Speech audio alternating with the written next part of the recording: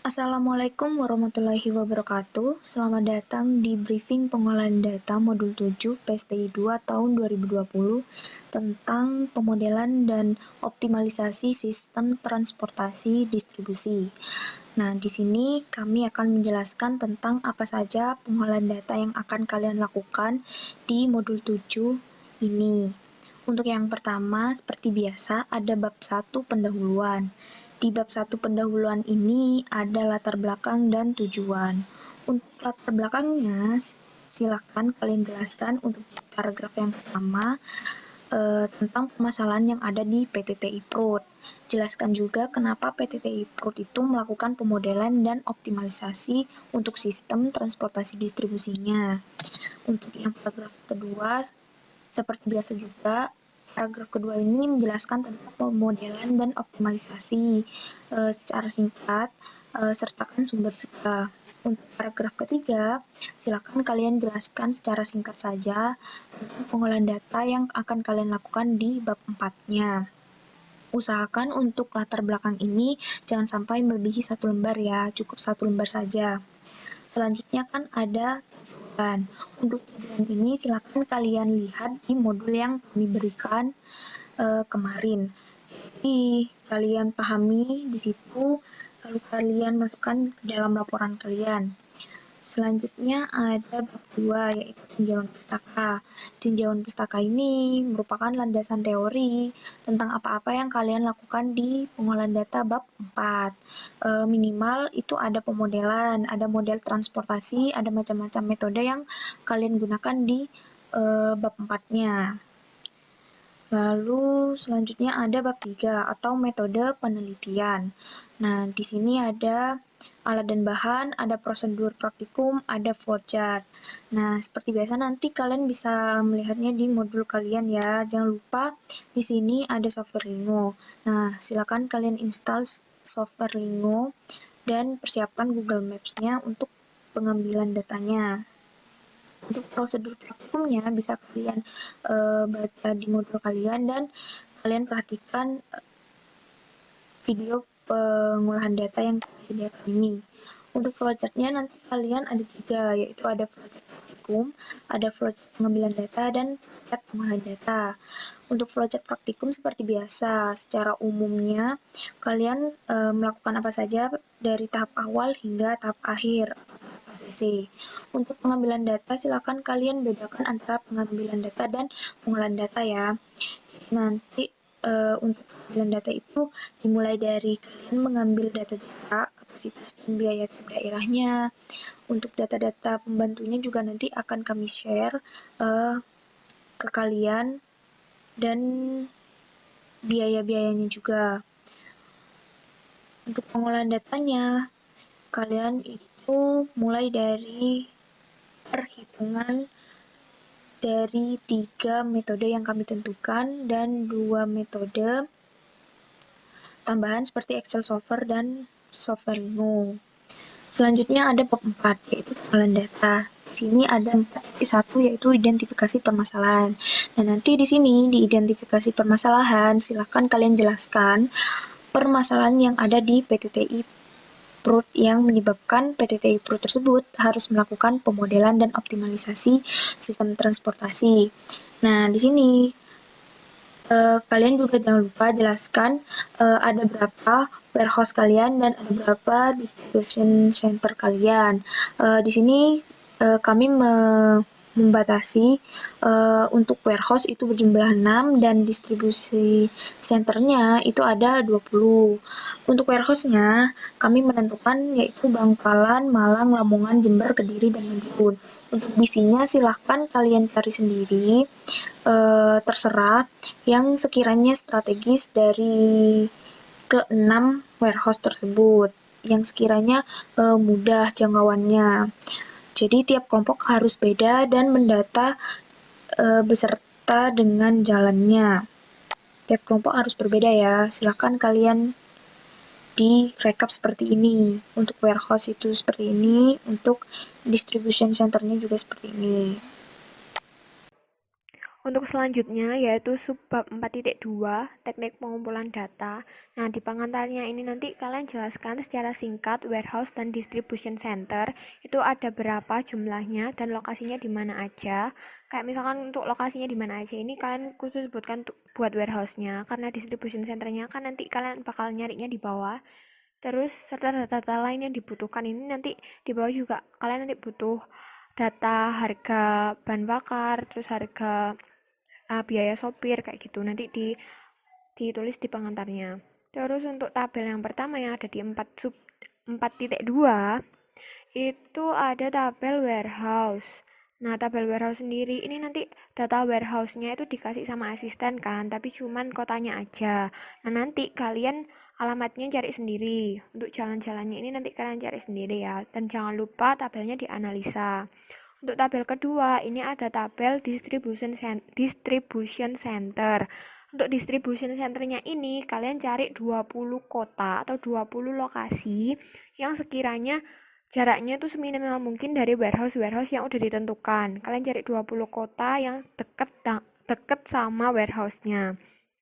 Nah, kalau udah ketemu 20 kotanya apa aja, terus kalian cari alamatnya juga. Kalian bikin jalannya kayak gini, terus dimasukkan ke sini. Nah, untuk kotanya ini kan ada 20 kota, dan nggak mungkin dong setiap kelompok itu sama. Nanti kalau sama juga bahaya. Jadi, diusahakan jangan sama tiap kelompoknya. Jangan lupa ini tabelnya dianalisa juga, sama dikasih alasan kenapa kalian memilih kota tersebut sebagai DC kalian. Terus selanjutnya ini ada screenshotan. Ini screenshotan dari Google Map. Jadi tadi kan kalian punya data warehouse, sama kalian juga punya data distribution center.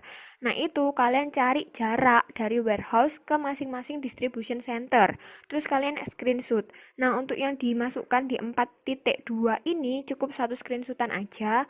Untuk yang lainnya kalian cukup masukkan di lampiran, tapi enggak 120 screenshot. Kalian cukup melampirkan 20 screenshotan aja. Jadi dari satu warehouse ke semua distribution center itu kalian cari jaraknya dan di screenshot, kemudian kalian masukkan ke lampiran.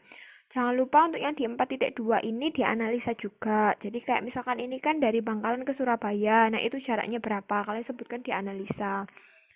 Terus selanjutnya ada tabel harga bahan bakar. Untuk tabel harga bahan bakar ini juga nanti dikasih sama asisten. Jadi kalian tinggal analisa aja.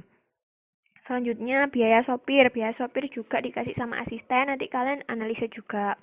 Nah, untuk selanjutnya ini tabel kapasitas kendaraan. Nanti yang dikasih sama asisten itu dimensi mobil sama dimensi packing aja. Nah, gimana caranya untuk cari kapasitas? Jadi cara untuk cari kapasitas adalah ini kan dimensi mobil sama dimensi packing yang udah dikasih sama asisten. Kalian bagi dimensi mobil sama dimensi packing. Tapi di rundown karena nanti kalau kan packing itu kan ini kan kapasitas ya. Jadi misalkan kalau koma itu kan nggak mungkin karena ada berapa produk yang masuk di mobil itu kan. Jadi di rundown. Jadi dibagi di rundown.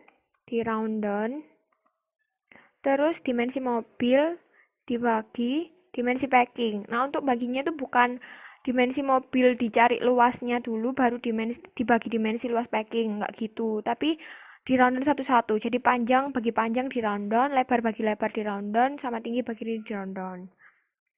Di rundown, jadi ini panjang, terus lebar, sama tinggi juga di rundown.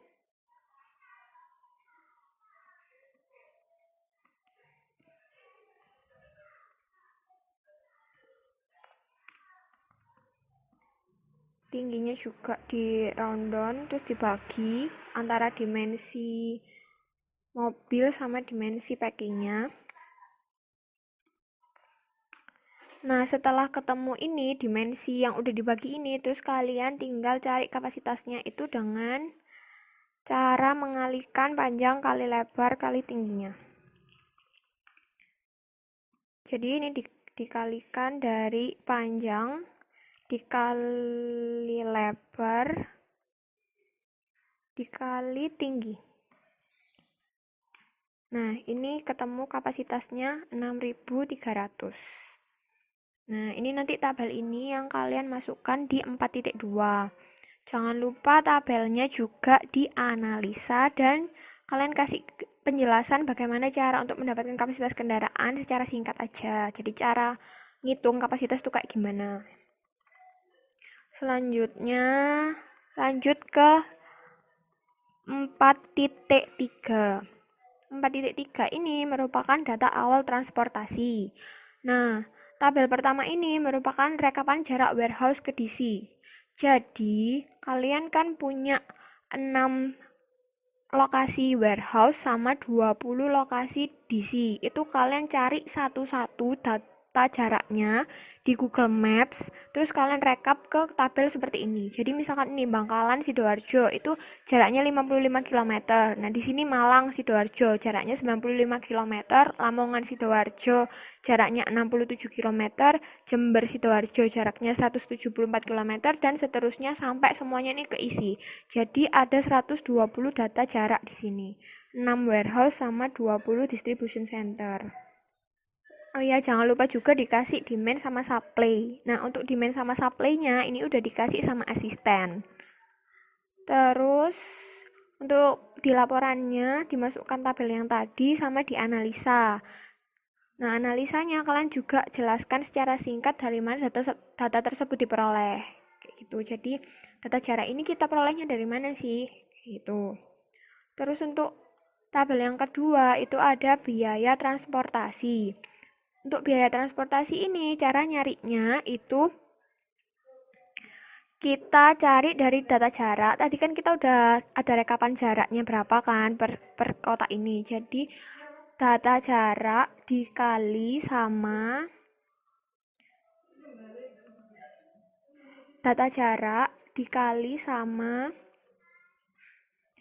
data ini harga bahan bakar yang solar per kilometer. Jadi kan tadi jaraknya 55 km dikali harga solarnya berapa, terus ditambah biaya supir. Jadi ini untuk mencari biaya tiap pengiriman atau biaya transportasi tadi, jaraknya dikali sama harga bahan bakar yang udah dikasih sama asisten tadi yang solar per kilometer dan ditambah sama biaya supir. Jadi untuk transportasi itu kan kita butuh kendaraan, kita tuh butuh bahan bakar, terus ada supir yang kita harus bayar supirnya berapa kayak gitu kan. Jadi itu nanti di biaya transportasi. Jangan lupa nanti tabelnya dianalisa juga dan analisanya juga dijelaskan gimana cara ngitung biaya transportasinya. Nah, untuk selanjutnya atau tabel yang ketiga itu ada biaya per unit. Nah, biaya per unit ini, cara menghitung biaya per unit itu datanya itu data biaya transportasi tadi dibagi dengan kapasitas. Data kapasitas yang udah kita cari tadi kan hasilnya 6.300. Nah, terus di rundown. Jangan lupa di round up. Di round up karena ini biaya ya. Jadi di round up. Jadi cara nyari data biaya per unit itu biaya transportasi dibagi dengan kapasitas dan di round up. Kayak gitu. Nah, untuk ketemu nih biaya per unitnya berapa aja. Terus jangan lupa dimasukkan ke Word. Untuk dimasukkan ke Word, jangan lupa juga dianalisa plus dijelaskan cara menghitung biaya per unitnya itu kayak gimana. Nah, untuk selanjutnya, subbab 4.4, yaitu analisis data menggunakan metode-metode dalam transportasi. Nah, di pengantarnya kalian sebutkan yang kita gunakan itu metodenya apa saja. Nah, kita akan menggunakan 3 metode manual, yaitu NCR, LC, sama VAM. Terus kita juga menggunakan bantuan tool Excel Solver sama software Lingo. Itu kalian sebutkan. Nah, selanjutnya saya akan menjelaskan 4.4.1 yaitu analisa menggunakan metode NCR. Nah, nanti di pengantarnya kalian kasih pengertian apa sih metode NCR itu secara singkat aja, nggak usah panjang-panjang, nggak usah tiga kalimat nggak apa-apa. Kalian jelaskan secara singkat. Oke, terus tabel yang pertama itu tabel data awal metode NCR. Jadi NCR ya, kita masuk ke perhitungan NCR. Nah, data awal metode NCR ini apa? Jadi data awal dari metode NCR ini tadi adalah data biaya per unit. Jadi biaya per unit ini nanti kalian copy di sheet baru atau kalian mau mengerjakan di sini juga nggak apa-apa. Nah, ini jadi data awal atau data inputan untuk mengerjakan metode NCR atau Northwest Corner. Nah, selanjutnya kita masuk ke pengerjaan dari metode NCR itu sendiri. Nah, metode NCR itu sendiri kan cara pengerjaannya dari pojok kiri atas ke kanan bawah. Jadi langsung aja kita kerjakan. Jadi, nah, ini kan berhubung demand-nya di sini 6.500 dan di sini supply-nya 14.700. Jadi, ini bisa terpenuhi semua. Jadi, kita langsung masukkan aja 6.500 di sini. Nah, kalau udah ini dikasih tanda biar kita gampang mengetahuinya. Nah, terus yang udah, kan ini udah habis. Ini kan udah habis. Jadi, dikasih tanda juga biar nggak bingung dalam ngerjainnya. Nah, kayak gini. Nah, di sini kita tulis, ini kan tadi supply-nya 14.700. Kita tulis sisanya berapa? Kan udah diambil 6.500. Nah, di sini kita tulis sisanya berapa?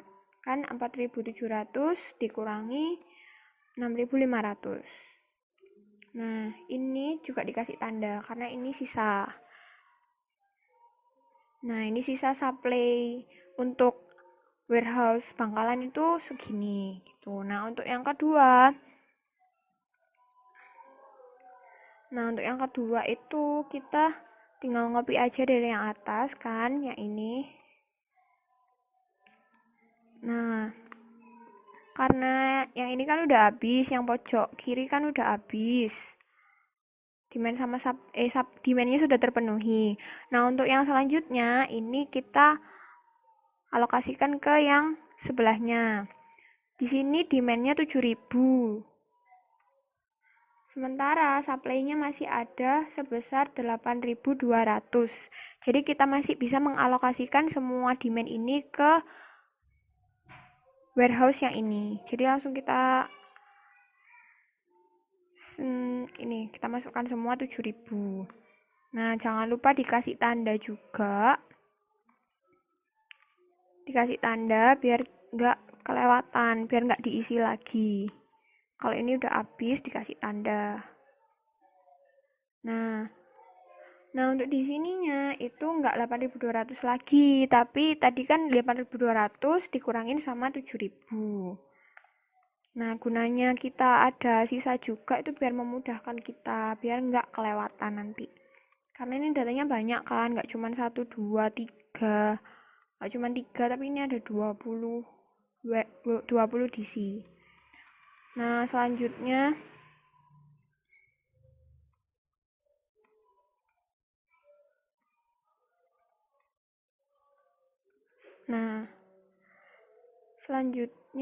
kalian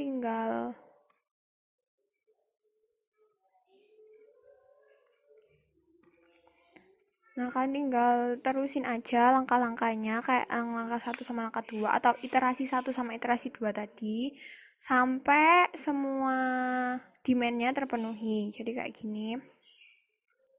Sampai semua demand-nya terpenuhi. Nah,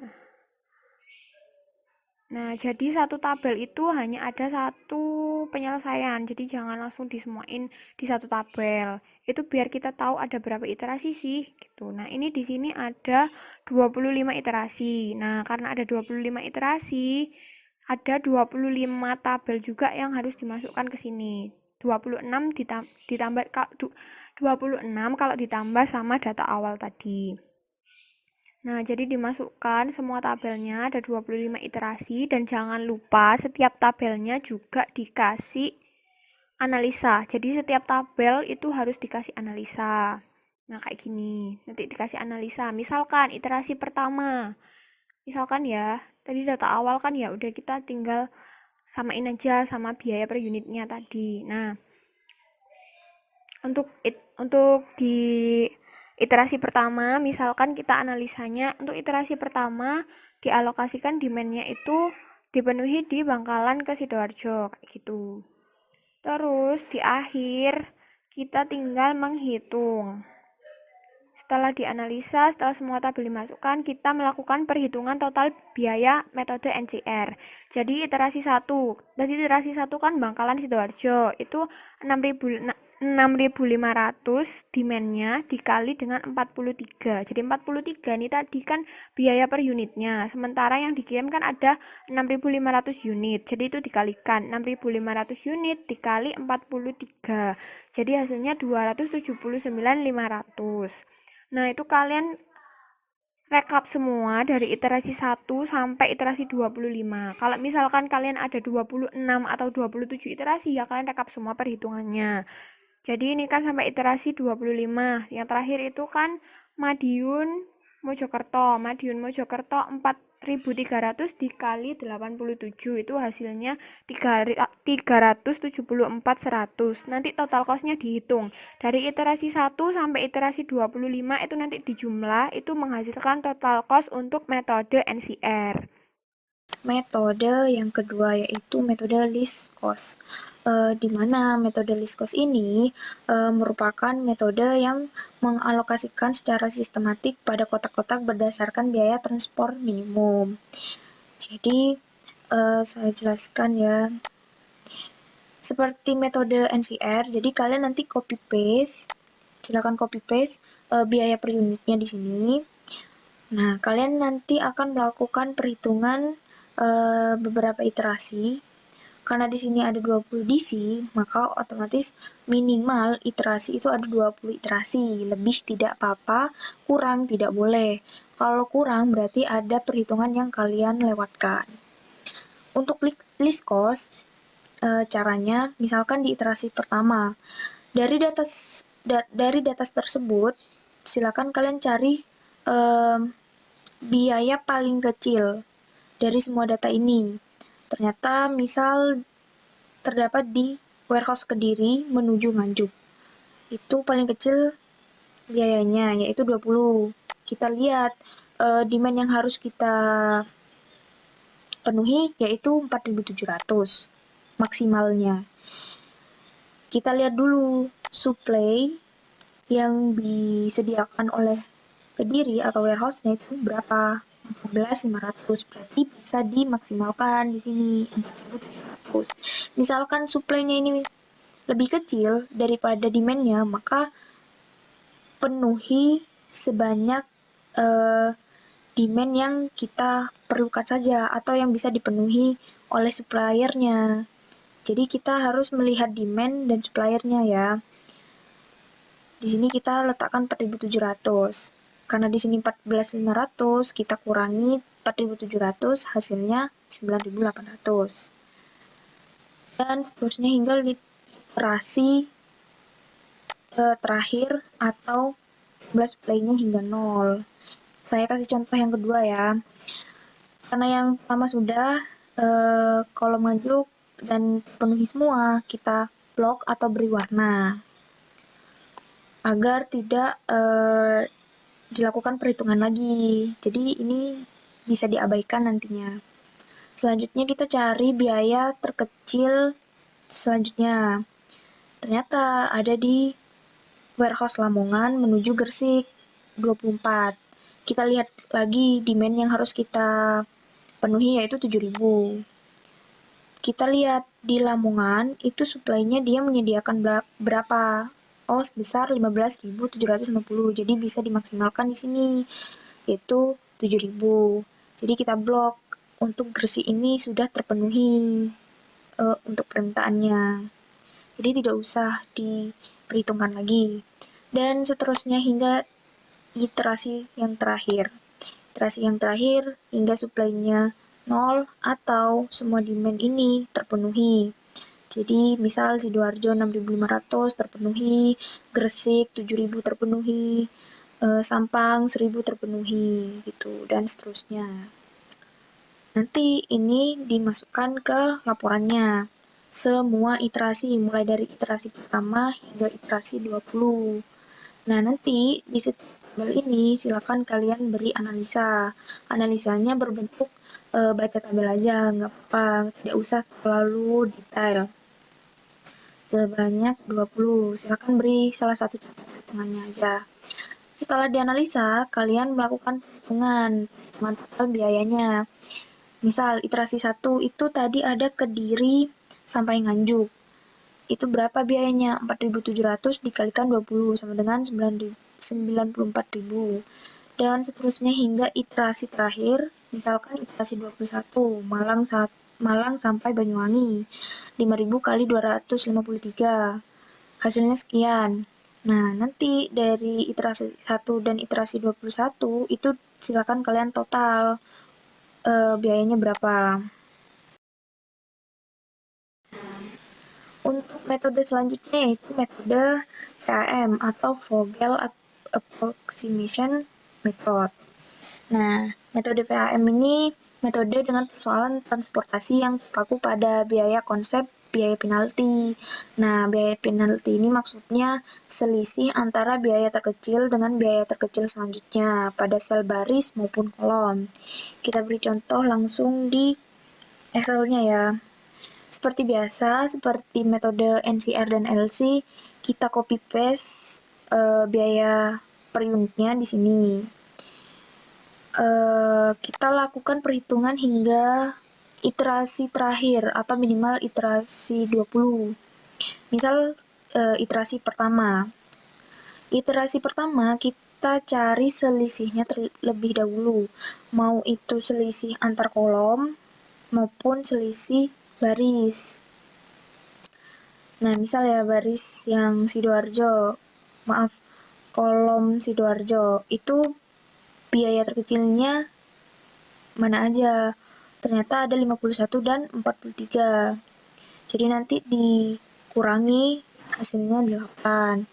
Dan seterusnya hingga Mojokerto. Untuk yang baris, kalian juga cari yang terkecil ini berapa. Ternyata ada di Sidoarjo dan Surabaya, yaitu 43 dikurangi 30. Hasilnya 13 dan seterusnya hingga Madiun. Nah, setelah kalian menghitung selisih, kalian cari hasil terbesar dari perhitungan selisih tersebut, yaitu 126 ada di Banyuwangi. Nah, kalian klik, kalian pilih, lalu di Banyuwangi ini, di kolom Banyuwangi ini, kalian lihat biaya terkecilnya ada di mana. Ternyata ada di Jember. Dari Jember ke Banyuwangi. Ya udah, kita lihat sekarang demand yang harus dipenuhi di Banyuwangi dari Jember ini berapa, yaitu 7.000. 7.000. Kita lihat dulu di supply-nya yang disediakan oleh Jember itu berapa. Ternyata 16.600. Berarti bisa dipenuhi semuanya kan? Jadi di sini ketikkan 7.000, nanti 16.600 dikurangi 7.000, hasilnya 9.600 sisanya. Karena ini sudah dipenuhi oleh wilayah Jember tadi, maka diblok agar tidak dilakukan perhitungan lagi. Jadi bisa diabaikan untuk iterasi selanjutnya. Dan seterusnya hingga iterasi yang terakhir. Jangan lupa biasanya kalian perhatikan ya untuk selisihnya. Bisa jadi untuk iterasi selanjutnya itu selisihnya berbeda. Untuk yang ini kan masih sama. Di iterasi kedua, ini selisihnya sama iterasi ketiga. Nah, sedangkan di yang kolom Probolinggo, ini berbeda. Ini ada 36, di sini 17. Itu bisa terjadi karena tadi dia untuk di kolom Probolinggo itu sebelumnya biaya terkecilnya 91 dan 55. Ketika di iterasi ketiga, itu biaya terkecilnya itu 108 dan 91. 55 ini tidak terpakai lagi karena ini sudah terpenuhi atau supply untuk di warehouse Jember itu sudah habis, jadi tidak bisa digunakan lagi gitu. Jadi usahakan dihitung kembali ya selisihnya ya, selisih baris maupun kolom gitu. Nanti sampai terakhir di iterasi 21 supply-nya sudah habis, nol semua, atau demand-nya sudah terpenuhi. 4.300 di Mojokerto, Probolinggo 4.250, dan semuanya. Nanti ini hasilnya juga diletakkan di laporannya, mulai dari iterasi 1 sampai iterasi 21. Dan jangan lupa di setiap tabel, silakan kalian beri analisa atau baca tabel, berikan salah satu contoh hasil perhitungannya. Nanti kalian juga melakukan perhitungan total biaya metode VAM-nya, mulai dari iterasi 1 sampai iterasi terakhir. Setelah itu kalian total semua hasil dari perhitungannya. Seperti itu. Nah, untuk selanjutnya yaitu penyelesaian dengan menggunakan Excel Solver. Nah, di sini kalian copy atau ini menggunakan data awal tadi, data biaya per unit tadi. Kalian copy di sheet baru. Nah, terus selanjutnya kalian bikin tabel lagi. Kalian bikin tabel seperti ini. Yang sama persis di bawahnya. Nah, cuman kalian hapus semua nilai yang ada di sini. Nah, kalian hapus. Nah, untuk demand sama supply-nya ini kenapa diwarnain ini biar jadi penanda. Karena demand sama supply-nya itu dikasih rumus atau dikasih fungsi sum. Jadi untuk di demand-nya kita kasih fungsi sum. Sum-nya itu dari sini, dari atas ke bawah. Kemudian ditarik sampai semua demand-nya kena fungsi sum. Nah, untuk yang supply kita juga kasih fungsi sum. Nah, tapi dari sini. Nah, terus ditarik sampai semua supply-nya ada fungsi sum-nya. Nah, penandanya tuh kalau udah ada fungsi sum-nya itu dia jadi 0 nilainya. Nah, untuk yang di sini pertemuan antara demand dan supply ini nilainya atau dikasih fungsi atau dikasih rumus itu fungsi sum juga, tapi nggak sum biasa, tapi sum produk. Jadi sum produk ini sum produk. Nah, untuk array satunya itu data ini bangkalan dan seterusnya ini dari sini. Nah, ini. Yang ini ya. Yang ini array satunya. Terus kita koma. Array 2-nya yang ini, yang kosong. Nah. Kalau udah kayak gini, nah itu pengaturan awalnya kayak gitu ya. Jadi kalian harus setting dulu tabel yang bawah itu kayak gitu tadi. Baru kita ke Excel Solver-nya.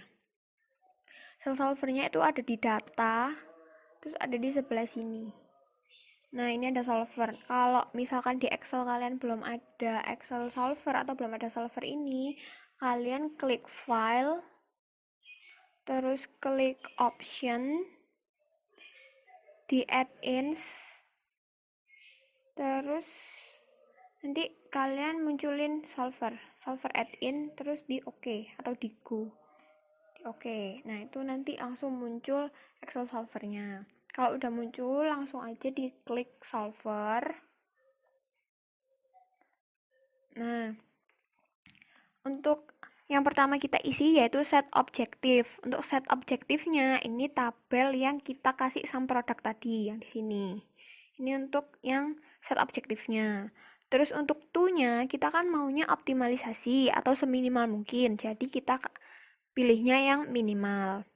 Nah, untuk by changing variable cells itu kita isi cerisnya kayak gini biar dia nge-minimize. Kita isi pakai yang ini, tabel yang kosong ini. Nah, itu by changing variable cells-nya. Terus di subject to constraints-nya kita klik add. Kalau udah kita klik add nanti muncul kayak gini, add constraints. Terus kita yang self reference-nya itu Cell reference-nya itu demand yang tabel bawah. Jadi demand tabel bawah di blok. Terus ini tandanya itu disama dengan. Terus untuk constraints-nya itu demand yang atas. Nah, kemudian di OK. Selanjutnya kita add lagi. Untuk subject to constraint-nya kita add lagi. Sama kayak tadi, cuman sekarang yang supply. Jadi supply yang bawah, cell reference-nya supply yang bawah disama dengan supply yang atas. Nah, terus di OK. Nah, udah kayak gini kan, udah keisi semua. Terus ini, select a solving method. Kita pakai yang simple LP. Nah, kalau udah kayak gini, udah terisi semua. Ini tadi yang tabel yang sum product sebagai set objektifnya. Terus to-nya kita isi yang minus.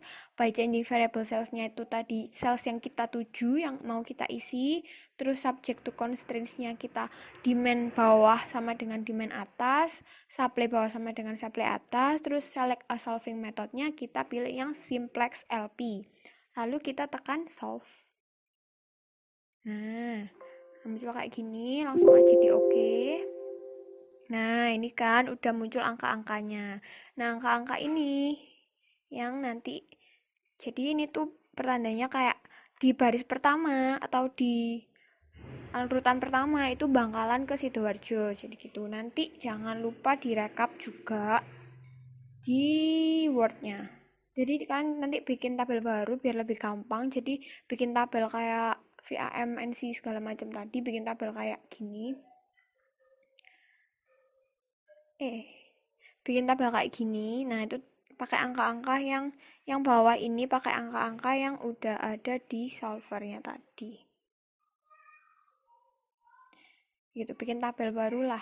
Terus jangan lupa dimasukkan ke Word. Nah, untuk dimasukkan ke Word-nya, data inputannya tadi dimasukkan di analisa, terus data outputannya juga dianalisa plus dijelaskan secara singkat. Pengerjaan Excel Solver itu seperti apa, tahapan-tahapannya tadi jelasin secara singkat aja. Terus tabel ketiga itu tabel, nah kayak gini rekapannya. Jadi ada data biayanya sama data demand-nya yang terpenuhi di mana-mananya itu tadi, ini disesuaikan dengan outputannya tadi. Ini comparean lah. Nah, ini rekapan hasil. Jadi di compare antara inputan sama outputannya. Terus nanti dianalisa plus disebutkan berapa total cost yang menggunakan Excel Solver. Nah, gimana cara kita tahu total cost yang menggunakan Excel Solver? Nah, di tabel yang ini. Jadi tabel yang ini yang kita sum product tadi, ini tuh hasil dari Excel Solver-nya. Maksudnya hasil total cost. Total cost dengan menggunakan Excel Solver. Jadi total cost-nya itu 4.341.550 kayak gitu. Nah, nanti kalian tinggal analisa di sini gitu. Itu untuk pengerjaan Excel Solver-nya.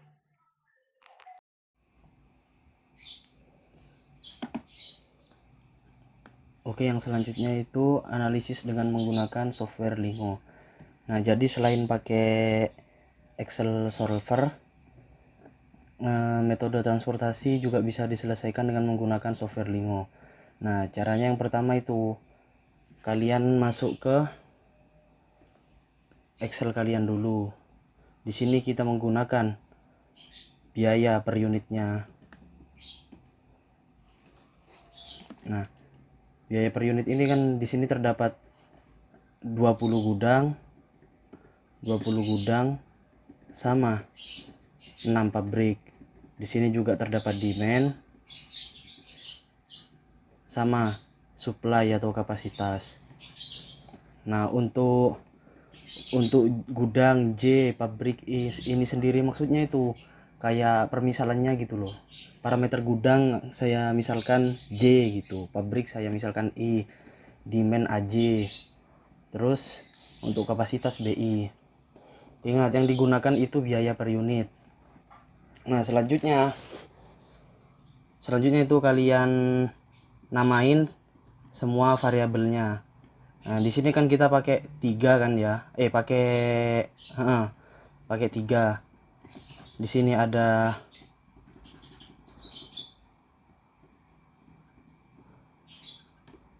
biaya. Terus di sini ada kapasitas, sama di sini ada demand. Nah, yang pertama, supaya kalian kebaca di Lingo itu kalian blok dulu semua biayanya. Semuanya kalian blok dulu sampai ke 20. Terus kalian namain di sebelah sini biaya. Di sebelah sini kalian namain biaya. Terus selanjutnya ini yang kapasitas kalian blok dulu, terus di sini kalian namain kapasitas. Kalau misalnya kalian harus ingat penamaannya, kalau misalnya ada huruf besarnya nanti kalian di lingonya pas ngeling juga harus ada huruf besarnya. Tapi semisal huruf kecil semua ya huruf kecil semua, amannya ya huruf kecil semua biar gak bingung nanti di lingonya. Untuk kapasitas terus demand sama juga di blok semuanya dulu. Aduh,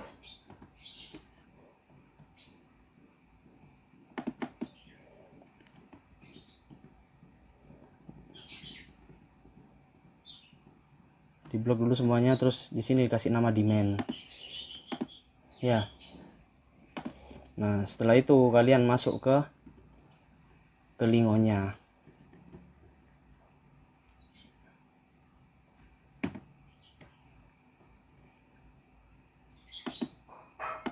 Nah, di sini kalian masuk ke lingonya.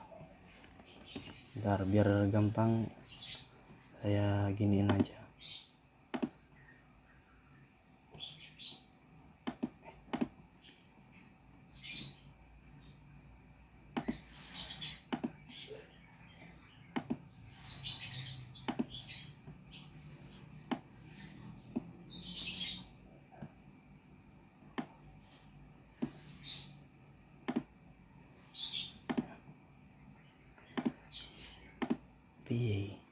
Susah. Nah, ini kan ya. Nah, kalian di sini masukin sintaks persis seperti ini. Persis ya. Di lingonya kalian masukin seperti ini. Ini sets ini maksudnya nanti kalian data awalnya. Pabrik 1 sampai 6 itu maksudnya kalian pabriknya terdiri dari sampai 6 pabrik. Nah, di sini parameternya pabrik itu kapasitas. Nah, selanjutnya gudang 1 sampai 20. Maksudnya gudangnya kan sampai 20 gudang. Parameternya di sini demand. Nah, setelah itu kalian link pabrik sama gudang dengan biaya. Nah, setelah itu kalian masukin data. Di sini variabel datanya untuk kapasitas kalian add oleh, ini maksudnya add oleh ini link ke Excelnya. Nah, di sini ini penempatan Excelnya. Misalnya kalian Excelnya dikasih nama Lingo modul 7. Seperti ini punya saya nih kan dikasih nama Lingo modul 7.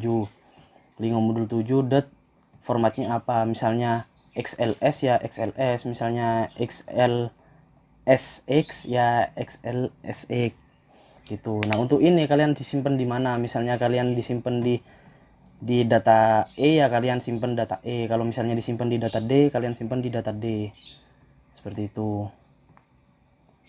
Nah, untuk ininya, untuk yang linknya ke tadi ke variabelnya, penamaan variabelnya ini disesuaikan dengan penamaan di Excelnya tadi. Misalnya yang di sini tadi kan untuk kapasitas di sini supply diberi nama kapasitas. Nah, ini misalnya kecil semua, di sini pun harus sama kecil semua. Untuk demand pun sama, yang bawah demand. Untuk biaya pun sama, biaya tadi yang banyak, ini yang di tengah. Nah, selanjutnya end data. Nah, selanjutnya lanjut ke fungsi tujuannya. Nah, fungsi tujuannya kan di sini kan minimasi biaya. Jadi di sini kita pakai min add sum, linknya itu ij. Maksudnya ij itu i itu di sini tadi kita gudang, j itu kebalik, j itu gudang, I itu pabrik. Itu. Seperti ini. Jadi pabrik lebih besar sama dengan demand, gudang kurang dari sama dengan kapasitas. Nah, setelah kalian udah selesaikan seperti ini, kalian solve. Nah, nanti ketika kalian solve akan keluar hasilnya. Nah, hasilnya itu yang ini. Nah, yang banyak ini hasilnya. Ini hasilnya 4341550. Nah, ketika di Lingo itu kalian nanti akan mengetahui di sini itu ada supply, misalnya dari pabrik 1 ke gudang 1 harus mensuplai sebanyak ini. Dari pabrik 1 ke gudang 2 sebanyak 0, seperti itu nanti di sini diketahui. Nah, untuk yang dimasukkan ke dalam laporan itu, di sini kalian memasukkan ini, output Lingo yang ini. Sebentar, output Lingo yang ini sama, jangan lupa dianalisa nanti ya, sama output Lingo 2. Output Lingo 2 itu nanti kalian screenshot juga hasilnya yang ini, kalian screenshot juga ya. Oke ya, seperti itu. Pokoknya intinya kalian jangan sampai salah ngelinknya, penempatan Excelnya, penamaan Excelnya sama penamaan variabel di dalam Excelnya gitu. Terus selanjutnya setelah analisis dengan menggunakan software Lingo, kalian ke 4.5. 4.5 itu perbandingan hasil dari masing-masing metode. Nah, dari 4.5 ini kalian rekap semua hasilnya, NCR, LC, VAM, Excel server sama Lingo. Nah, setelah itu kalian analisa di sini, analisa baca tabel, terus sekaligus dijelaskan metode mana yang memiliki nilai terkecil dan yang harus dipilih oleh perusahaan. Seperti itu. Terus yang terakhir lanjut ke bab 5 itu kesimpulan dan saran. Sama seperti biasanya, kesimpulan dan saran itu menjawab tujuan ya. Misalnya di kesimpulan nomor 1, tujuan nomor 1 itu menyelesaikan permasalahan pendistribusian barang dengan menerapkan metode-metode yang ada dalam model transportasi dan menggunakan tool Excel server. Nah, jadi di sini kalian sebutin juga metode-metodenya apa aja, Excel servernya gimana, hasilnya juga disebutin di kesimpulan nomor 1. Begitupun seterusnya dengan kesimpulan nomor 2 dan nomor 3, semuanya menjawab dari tujuan. Nah, yang terakhir itu saran. Saran itu bukan buat praktikum, tapi saran itu buat PT TI Prod. Sarannya gimana?